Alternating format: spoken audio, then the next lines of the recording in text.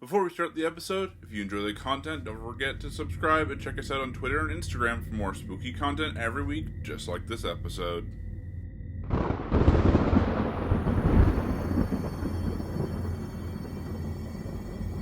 Hello, my fellow ghouls and ghoulettes, and welcome to Monster Planet, where I talk about a monster's brief history, how it affected our modern world today, and how media portrays the monster.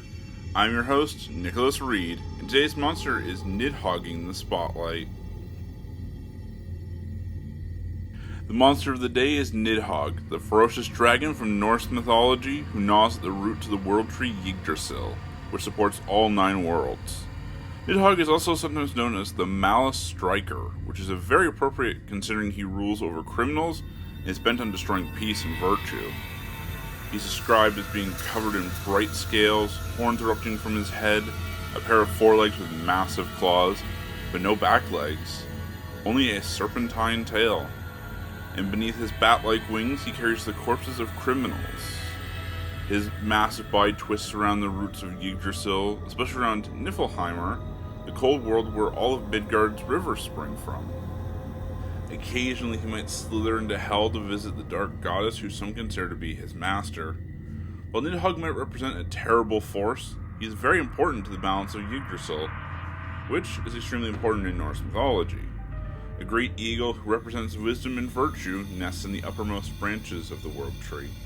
The tension between the eagle and Nidhogg is fueled by the squirrel Ratetskjur, who runs up and down the tree, ferrying the insults between the two enemies. While this feud may seem undesirable, it's actually very important as it promotes a cycle of growth in the tree. After the enemies spend the day destroying the tree in their fight, the tree is bathed in the waters from the wells of Erd, which promote healing and new growth in the tree.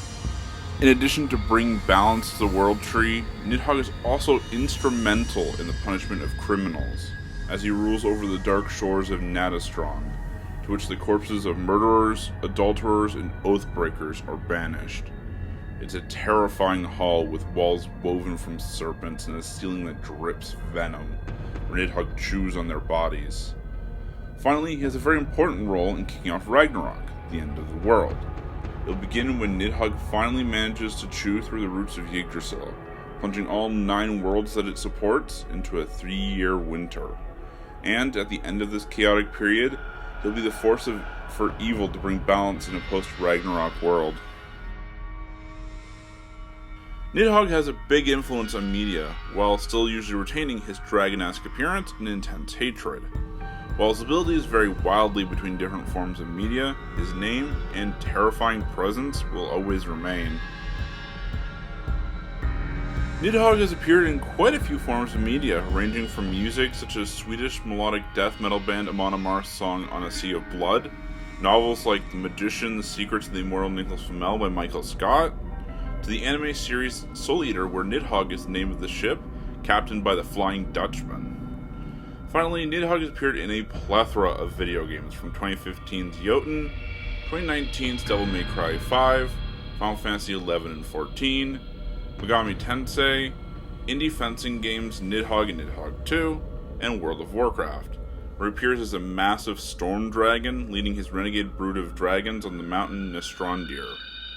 In all of these appearances, he is a monster of titanic size, who is to be feared and respected by all. That's all the time I had for you, ghouls and ghoulettes. I hope you have a wonderful day, and remember, don't go breaking any oaths unless you want Nidhogg to chew on your body.